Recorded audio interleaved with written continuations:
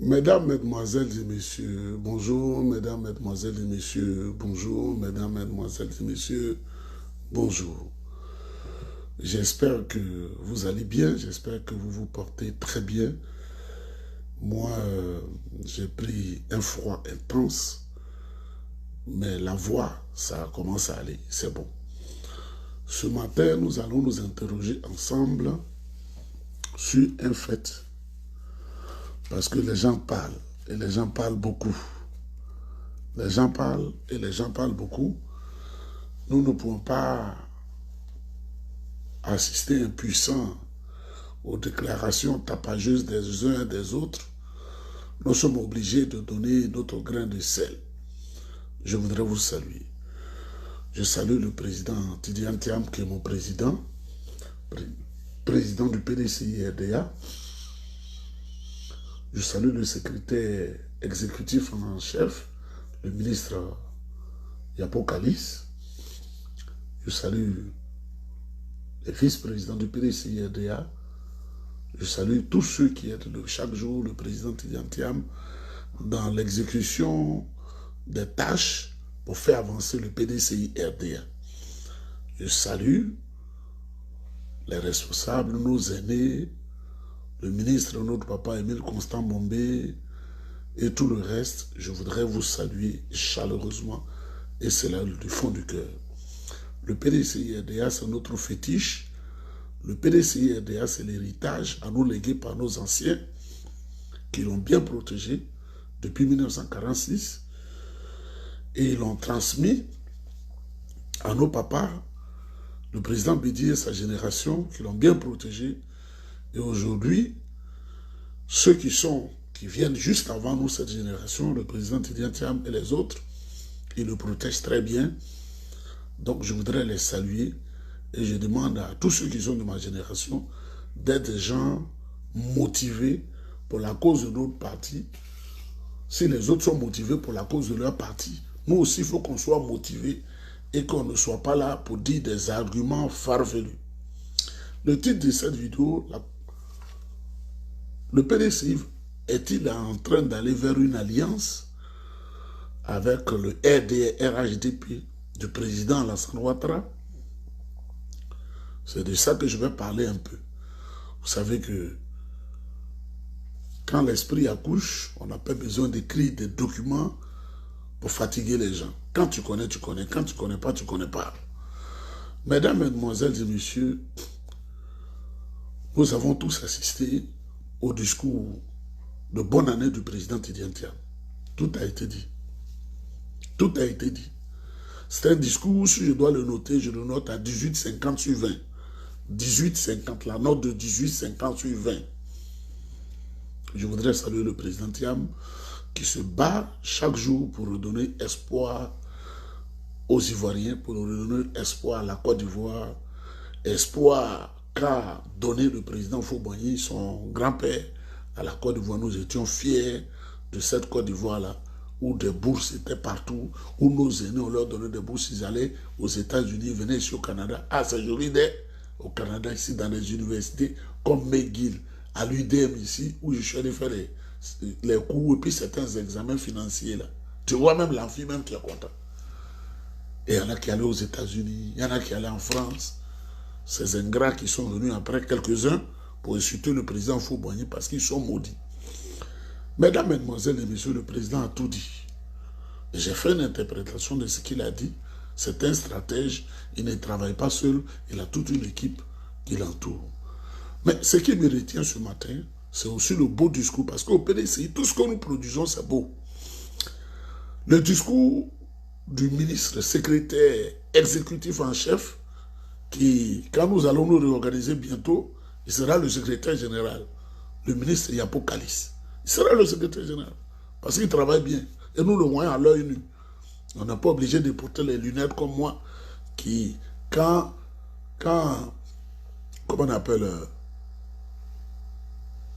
la neige et les intempéries te frappent dans les yeux, tu es obligé de mettre des colis, de protéger les yeux avec les carquois là. C'est pas ça. Son discours là, c'est tellement clair dans les oreilles et tellement clair sur les yeux quand tu le lis. Je voudrais saluer le ministre Yapo Kalis. Il a dit une chose très importante que j'ai aimée. Le PDCI va être réorganisé. Le PDCI, ça s'est adapté à tous les temps. Et nous connaissons l'histoire du PDCI EDEA. Le PDCI s'est toujours adapté au contexte dans lequel il évolue. Merci infiniment au ministre Yapoukalis. Ils vont appeler tout le monde pour que chacun donne la parole. Mais ça ne veut pas dire la parole que vous donnez là. Vous n'êtes pas les responsables. On n'a pas besoin des bavards impénitents. On n'a pas besoin des bavards comme Guy Kaoui. On n'a pas besoin des bavards comme Guy Tressia. Tout cela vient de Gagnoua. On n'a pas besoin des bavards comme Adrien Vabé. Vous voyez ceux-là, ce sont eux qui se battent pour Gikawe, pour que Gikawe reprenne le parti, pour dilapider les sous du parti, pour lire des documents, étant entendu, les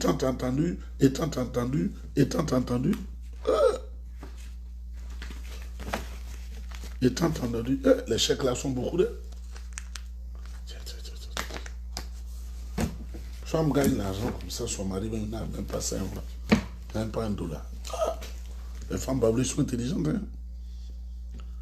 Des milliers de dollars. Et le monsieur qui est lui-même, il ne peut même pas avoir 1/8. Donc, mesdames, mesdemoiselles et messieurs, nous allons nous asseoir et nous allons parler. Et on va écouter chacun. On va aussi écouter ceux qui disent que pour que le PDCI marche, il faut qu'on le vende. Pas une alliance, il faut qu'on le vende pour qu'ils puissent remplir leurs penses. Parce que Guy Tressia, il ne travaille pas. Adrien Vabé, il ne travaille pas. Et quand vous le voyez là, vous-même, mettez les commentaires, parce que j'ai ouvert les commentaires aujourd'hui. Est-ce qu'Adrien Vabé peut être joli comme moi? C'est un monstre, il est vidé. Et regardez ses dents, il ne les entretient pas. Moi, je n'aime pas que ces monstres-là parlent du PDCI EDEA. Ils n'ont jamais fait un combat du PDCI.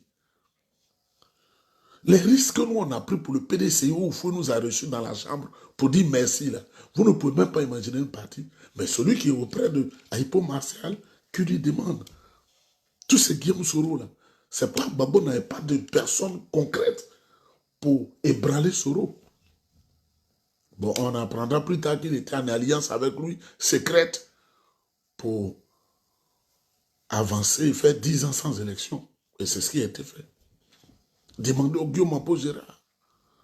Demandez à tous ceux-là, notre génération, au Blé Guiraou, quand il est dans la nuit, et s'il ne peut pas avancer, le président, il faut dormir tranquillement. Il faut des hommes comme ça. Il faut des hommes de conviction, c'est ce qu'on veut. Parce que ça fait 27 ans que nous sommes à l'opposition, on n'est plus avec des amusements, étant entendu, et quand il finit, il prend 50 millions du président Bédier et il va faire la vie en France avec ses frères-là, qui ne savent que danser et boire. Quand tu es issu d'un peuple maudit, même, ça fait pitié. Même Gikawe, quand il marche même, tu te dis que c'est un nulard. Mais il y a un dossier spécial que je vais faire, que Bala m'a confié. Lui, il ne pouvait pas le dire maintenant. Les agrégations de Côte d'Ivoire. Sur 100 agrégations, il y a 90 qui sont fausses. Il m'a dit, on ne m'a pas su, mort. Le président Oufou-Boigny est mort. Que le président Oufou-Boigny avait un défi face aux Sénégalais. Il ne voulait pas que les Sénégalais nous dépassent en termes d'agrégés. Il faut que les Sénégalais écoutent, il faut que les Ivoiriens écoutent. Parce que les gens nous ont trop étouffés. C'est depuis 2000 qu'il m'a dit, ça fait 26 ans maintenant je vais parler. Parce que les gens veulent nous chercher. Chaque agrégation coûtait 25 millions au président Oufou-Boigny. C'est Abala qui donnait cette lui, le ministre de l'Enseignement supérieur et de la Recherche scientifique, pour aller corrompre le jury. Chaque agrégation, 25 millions. Vous ne voyez pas que l'université d'Abidjan, on ne peut même pas la classer, c'est des nullards qui sont à la tête des institutions là-bas pour faire chose. Professeur, tant, mais je vais parler d'eux individuellement. Ce que Bala m'a confié, parce que ce qu'il m'a dit là, c'est pas faux. Chaque nuit, je suis assis auprès de lui. Entre minuit et 3 heures du matin, il les dénonce. Il dit, mon fils, je vais tout te dire, parce qu'on ne sait jamais. Professeur, tant, agrégé, tant, agrédé, tant, vous voulez fatiguer des gens. Quand je vais vous démonter, vous allez même se dire que allez creuser la tombe du ministre Bala pour l'insulter. Parce qu'il m'a dit beaucoup de choses. Moi, je peux passer ma vie ici. Totalement. Je vais vous honner et puis on va même plus m'a dit, professeur, 25 millions chaque agrégation. C'est ce qu'il m'a dit. Il ne peut pas mentir. Je l'ai écouté comme ça. 25 millions pour chaque agrégation. C'est de ça qu'il s'agit. Et puis on prend les mallettes. Il y en a qui ne remplissaient même pas les conditions d'âge. Ils se connaissent. Ils sont dans les partis. Ils ne remplissaient même pas les conditions d'âge. Mais quand on parle d'eux, là, on bouche les oreilles déjà. Procès, temps. Ils ne remplissaient pas les conditions d'âge. Or, le premier élément pour aller à l'agrégation, la condition d'âge, ils ne remplissaient pas. On dit, j'ai eu agrégation. Baladi, il riait tout le temps. Mais comme le vieux voulait dépasser le Sénégal, lui, il était obligé d'agir. Voilà vos agrégés là, qui ont fait que l'université d'Abidjan, quand on fait les classements, jusqu'à la 85e université en Afrique, il n'y a pas d'université de Côte d'Ivoire dedans. Vous voyez comment le pays est devenu? Avec Alassane Ouattara. Mesdames, Mesdemoiselles et Messieurs, je voudrais féliciter encore notre secrétaire exécutif. Il a tout dit. On va vous appeler. Vous les traites là, dans la grande salle, là, à la direction du parti, à Kogodi. Et vous allez partir, vous allez parler. Ce que vous reprochez au président, là, vous allez sortir vos vrais visages. Le président Bédi est décédé. Le président Thiam vient et le PDCI s'organise librement pour lui confier à travers une élection démocratique. Ce n'est pas un choix comme ça. Et les militants votent à 97%. Vous dites que vous n'aimez pas ça parce que pour eux, c'est votre pince, votre en bas et puis vos grosses bouches là. C'est ça qui vous intéresse. Pour gâter le parti, comme vous aviez voulu gâter le parti à Gagnoa en 1970. C'est vos parents qui étaient dans la rébellion. Au moment où nos parents applaudissaient au Faux-Boigny pour l'encourager à avancer. C'est vos parents qui ont compris les calibres 12, qui ont chassé le ministre. Léon Kona Kofi, vous avez failli l'abattre. Vous avez abattu votre propre frère. Obou Kwasi, qui était le policier, le papa de Obou Hassen. Parce que son nom, il y a Kwasi dedans, vous pensez que c'est un baoulé. Vous pensez qu'on ne voit pas. Vous ne pouvez rien. Parce que vous êtes des diables, vous êtes des corrompus. Vous êtes des crieurs. Cette zone-là, il suffit de vous donner 20 000 francs, vous changez. Et c'est vous qui êtes en train de fatiguer les gens. Je voudrais remercier encore le ministre Yapokalis. Il est intelligent, hein? Alors vous allez parler. Nous là, nous avons appris à être corrompus. Nous avons appris à avoir l'argent facile. Toutes nos vies. Donc, il faut qu'on vende le parti à Alassane Ouattara, au président Alassane Ouattara. C'est un président. Il faut qu'on lui vende le parti pour qu'il puisse nourrir notre en bas et notre vilaine bouche. C'est de ça qu'il s'agit. Parlons de cette affaire d'alliance que les gens disent. Vous savez, la politique, là, la politique n'est pas ce que les gens ordinaires pensent. La politique, c'est la saine appréciation du terrain. La politique, c'est la réelle vision des choses. C'est la réelle vision des choses. J'aime toujours prendre les exemples sur notre référent politique au Faux-Boigny. Vous pensez qu'en Côte d'Ivoire, entre 1900 jusqu'à 1960, même si on ne vivait pas, mais on sait les travaux forcés. Moi, j'ai causé, comme je suis curieux, avec des vieux de mon village, qui étaient au CM2. Je leur ai posé des questions. Il y a des gens qui faisaient travailler 24 heures sur 24 et qui meurent. Ils mouraient. 24 heures sur 24, les Blancs les faisaient travailler. Et ils mouraient. Ça ne va pas pitié, ça. Quand le président Faux-Boigny a décidé de venir au secours de ces populations à travers le syndicat agricole africain, ça n'a pas été du tout facile. Il a été combattu par les mêmes là, les mêmes Blancs. Et combattu encore par ses frères en interne, qui mangeaient avec les Blancs, les colons. Là, l'Africain comme ça. Mais je vais loin. Et la plupart de ces traites-là étaient des Gagnois. Des crieurs. Ils aiment crier. Ils aiment crier. Tu lui donnes la satisfaction en bas de lui et puis sa gueule, c'est fini. C'est de ça qu'il s'agit. Les mêmes là en complicité avec Antonin Djoulot, le chef des Briés, ont empêché Houphouët-Boigny de faire le RDA. À Abidjan, il est allé à Bamako. Il a fait le RDA. Il est venu. Et lui, le PDCI est une section, on va faire ça à Abidjan. Quelles ne furent pas les difficultés. Mais Houphouët, c'était un homme, un téméraire, un vrai combattant, et ses amis, ils ont mis ça en place. Ceux qui l'ont trahi pour Houphouët, son âme a tremblé en lui. Là. Le premier s'appelait Djedje Capri. Il est de Gagnois. Il est de Digbegnois. Quand tu veux m'affronter, il faut être prêt. Hein? Djedje Capri, Houphouët l'a parrainé, il est devenu président de l'Assemblée constituante. Parce qu'on n'était pas une république, ce n'était pas une assemblée nationale. Houphouët dit, tu vas être là, et moi je vais mener la lutte. Ils ont dormi le matin, il est en complicité avec François Mitterrand, qui était ministre des colonies. C'est un bêté de Gagnois. Et c'est leur nature. Tu l'as pris comme un ami, il va toujours te trahir.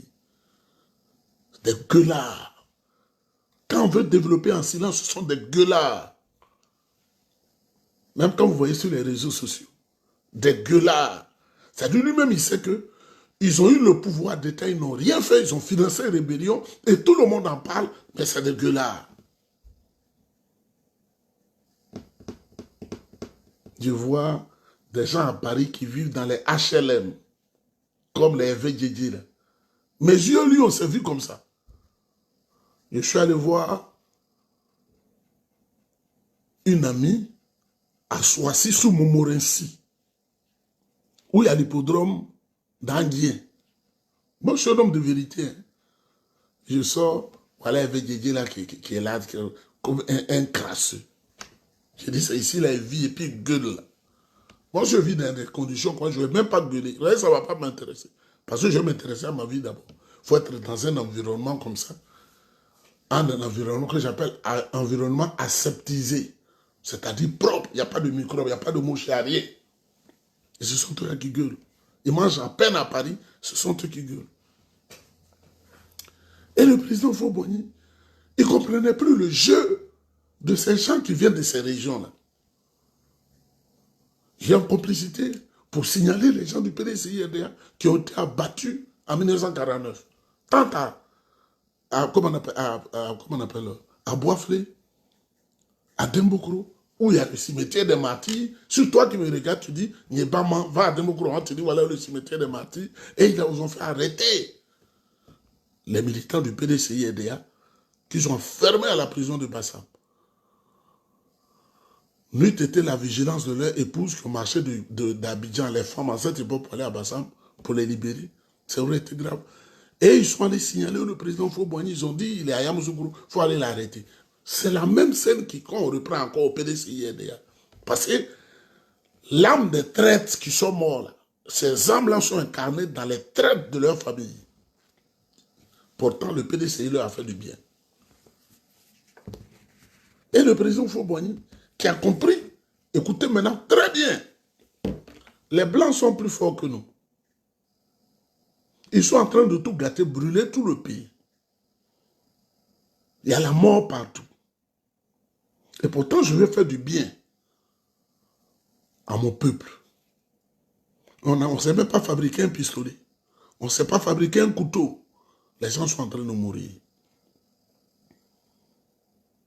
Je vais m'apparenter à eux pour voir ce que ça va donner. Et Houphouët-Boigny a dit aux Blancs, ne tuez pas nos parents, je vais m'associer à vous, on va faire le développement. Les premiers ponts, les vrais premiers ponts, hein, c'est à partir de 52, là, quand Houphouët est allé avec eux, qu'ils ont commencé à faire. Et puis Houphouët a pris l'indépendance, il a été leur ministre, il voyait ce qu'il faisait, et puis il vient, et puis un peu jusqu'à l'indépendance et le développement, Houphouët a eu le miracle économique ivoirien. Donc, ceux qui parlent d'alliance, la politique, là, les décisions politiques, ce n'est pas des décisions de sentiment. Ce sont des décisions de bilan. Ce sont des décisions de bilan. C'est pourquoi le secrétaire exécutif en chef a dit, les colons là, qui tuaient les parents du PDCI là, c'est les mêmes colons là qui sont aujourd'hui au pays là, c'est-à-dire RDR, RADP. Regardez la scène. Ce qu'on appelle colons là. Parce que quand tu tues les gens, tu les jettes en prison, tu les mets en esclavage, tu violes les femmes. Les gens ne mangent pas bien. La colonisation là, c'est ça. Il n'y a rien de nouveau sous le soleil de Dieu. C'est la colonisation là que les Ivoiriens vivent aujourd'hui. Et le PDCI RDA se retrouve dans la même situation de combat qu'entre 1945 pratiquement, avec l'élection du député Houphouët-Boigny et la naissance du PDCI en 1946. Le même combat jusqu'en 1952 pour faire chose. Donc, nos aînés sont en train de scruter, de voir les bonnes décisions qui peuvent nous permettre d'avancer. De voir les bonnes décisions qui peuvent nous permettre d'avancer. Et il n'y a pas de fausse alliance. Quand le leader lui voit, il sait où il va. Ouais, le président Tidjane Thiam, il sera premier ministre du président Lansana Ouattara. Le président Tidjane Thiam, il va faire une alliance avec le quoi là, RHDP. Mais attendons de voir. Le président Tidjane Thiam, il ne peut jamais prendre décision lui seul. On va appeler tout le monde. Chacun va parler. Le président Houphouët-Boigny, on tuait les gens, on tuait les militants du PDCI. Il n'a pas dit, comme on tue les militants du PDCI, je ne vais pas me désapparenter du Parti communiste. Pour cesser ces tueries massives, il allait s'apparenter. Et la Côte d'Ivoire est belle et a dépassé tous les autres pays. C'est de ça qu'il s'agit. Donc on attend de voir. Comme le disent les jeunes en Côte d'Ivoire, où le président, écoutez-moi bien, où le président Tidjane va, je vais.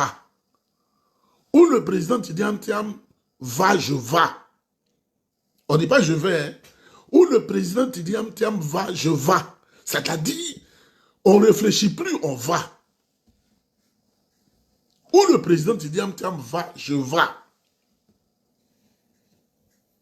C'est lui qui voit. Houphouët disait qu'il est au-dessus de la mêlée. Il regarde dans la vallée. Il vous voit et il voit au ciel. Il voit Dieu et les anges. Toi, tu es dans la vallée. C'est toi qui dis tu vas faire des propositions. Mais, vous voyez, ils sont tellement effrayés. Ces hommes de Guikaou, là, ils ont faim. Regardez Adrien Wabé. Il écrit sur les réseaux sociaux. Il faut que tout le monde se réunisse pour chasser le président Tidjane Thiam. Ma réponse là. Ma réponse à ce vilain macaque, à ce chimpanzé, ce Ouissiti, ce orang-outan. Si moi j'étais comme ça physiquement, soit j'aurais fait une opération chirurgicale, ou je me donne la mort.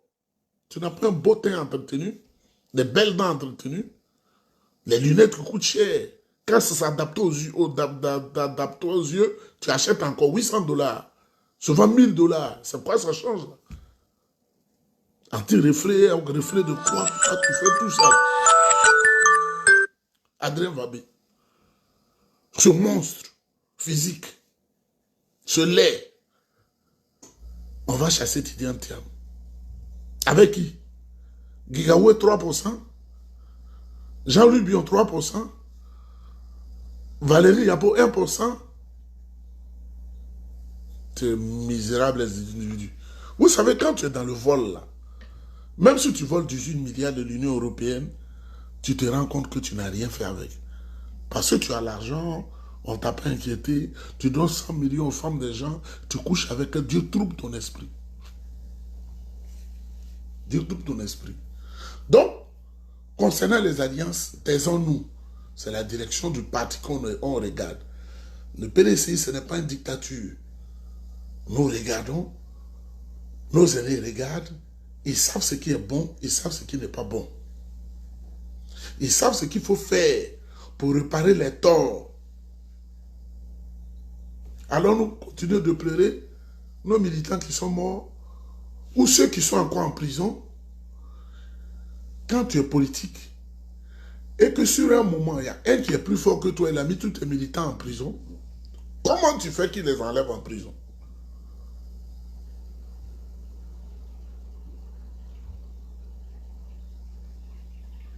Vous comprenez? Quand quelqu'un est plus fort que toi,